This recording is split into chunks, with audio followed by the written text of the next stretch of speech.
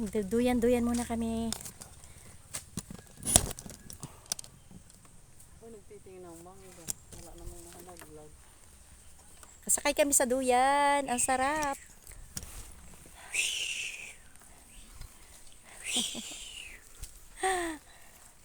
Kita ka ba? Saan ba tayo dadaan din eh? Doon sa Sasagwa ng labas. duyan. Para kaming nagbabangka. Tika muna Ate Miriam, saglit. At ikaw muna ang kukunan ko ha. Ay, nalaglag na. Ay, nalaglag ang aking power bank. Ah.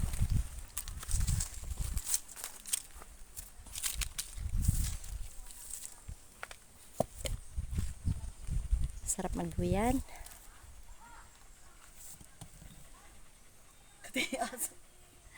Tara na doon. Sarap dito no? Lamig ano? Laki kasi ng mangga oh.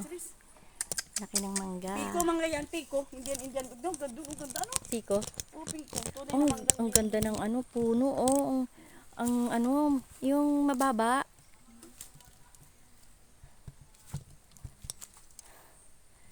Talagang kami na ano rito. Na-enjoy kami kahit pagod na. Pero ako'y nagugutom na. Hala, hindi kaya nangangagat ang aso na yan. Nagugutom ba? Nagugutoman din ako. Kasi hindi naman ako kumain ng makanin kanina. Parang sobrang busog ko na. Punta kami doon sa bahay. Di Miriam, pahawak naman. Saglit. Yan, stay mo lang yan. Tutok mo lang yan. Mamaya ako na ulit magaan. Lamig dito, no? Sarap dito eh. Siguro sa gabi't mainit. Baka lang malamok dito. Yan, ang ganda.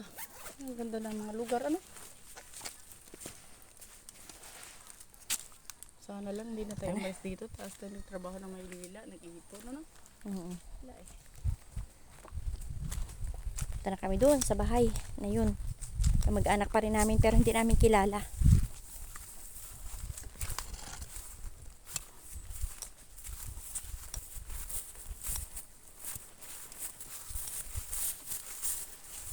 May tindahan oh. Ate Miriam, wala. Nanay ko, Ate Miriam.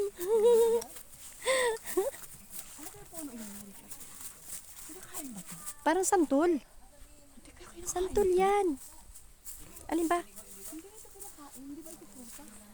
Ay, anong prutas yan? Tanong mo nga. Hindi pala santol.